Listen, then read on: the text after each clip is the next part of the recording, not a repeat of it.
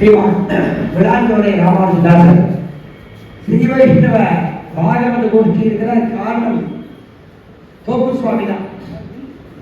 தோப்பு சுவாமி இடத்திலே காலட்சேபம் கேட்டவாறு சர்வசரமா இந்த ஸ்ரீ வைஷ்ணவ தத்துவம் இருக்கிறது. அடியே கூட தோப்பு சுவாமி இடத்திலே காலட்சேபம் கேட்டங்க. ஒரு விதத்திலே அடியே ஆச்சாரியர்கள் குமாரன் இன்னைக்கு ஸ்ரீ வைஷ்ணவ சாம்ராஜ்யத்துக்கு ஒரு அஸ்திவாரம் பலமாக இருக்கிறார்.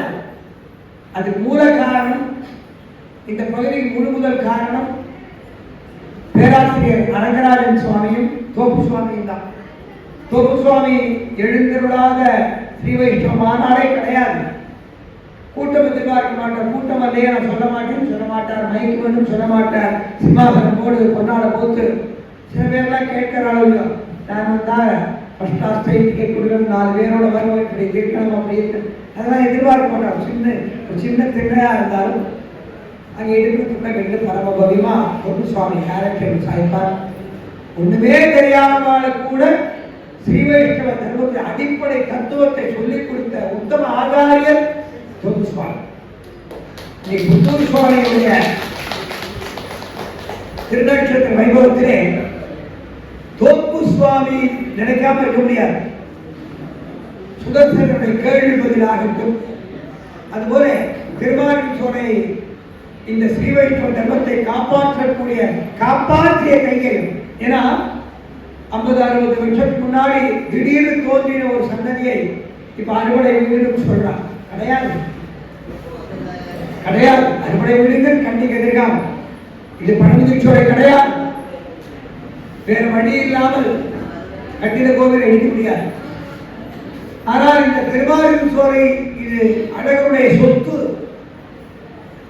குளமலை, கோலமலை, மாமலை, கொச்சமலை, நிலமலை, நீண்டமலை, திருமாலின் சோலை, சப்தகிரி, இந்த 7 மலை அழகருக்கே என்று வாதம் பண்ணி ஸ்ரீமத் பரமஹம்ச ஸ்ரீபெரும்புதூர் ஜி.ஏ. சுவாமி, புத்தூர் சுவாமி இவர்களுக்கு தோள் கொடுத்து இந்த ஸ்தலத்திலே இருந்து போராடி திருமாலின் சோலை காப்பாற்றிய உத்தமமான மகான் தோப்பு சுவாமி.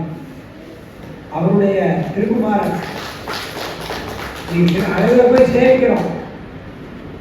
எவ்வளவோ முன்னேற்றம் இருந்தால் கூட இந்த சம்பிரதாயத்தை இன்றளவும் தொய்வில்லாமல், எதிர்காலத்தில் தொய்வு வராது. ஏன்னா வைகுந்தத்தில் இருக்கக்கூடிய பெரிய இடத்துல இருக்கார் தோப்பு சுவாமி, பெரிய பெருமாள் இருக்கார். அவர் பெருமாளை கிள்ளிடுவார், உரிமையோட கிள்ளிடுவார், கஷ்டத்தை கிள்ளிடுவார், போய் அதை காப்பாற்றுறது. அந்த மாதிரி பெருமாளிடத்திலே ஒரு விசுவாசம் உடையவர். இந்த திவ்யதேசத்தை ரட்சித்தவர். இந்த திவ்யதேசத்திலே ஸ்ரீ வைஷ்ணவ சொத்து அழகருடைய திருமலை, அழகர் மலை. அதனால ஸ்ரீ வைஷ்ணவ அழகர் கோவில் போடுற அழகர் திருமலையும் போடுவார். அடியே கூட ஒரு விண்ணப்பம் பண்றேன். பிரதி வருஷம் இந்த உற்சவம் நடக்கிறது. அழகர் திருமலையே போடுவது. அழகர் திருமலை 7 மலையும் அழகர் சொல்லும். திருமலை வந்து 7 மலை பெருமாள் சொல்லவே. ரிஷபாத்திரி, நாராயணாத்திரி, வேங்கடாத்திரி, வராகாத்திரி, அஞ்சனாத்திரி, சேஷாத்திரி, சப்தகிரி கஷேத்திரம். யாரோ ஒருத்தர் 2 மலை தான் சொந்தம்னா 3வது பாக்கி எல்லாம் கவர்மெண்ட் சொந்தம்னா வழிச்சு இருக்கிற மாதிரி ஆயிடுச்சு. பார்த்தபோது ராஜசேகர ரெட்டியா அப்படி.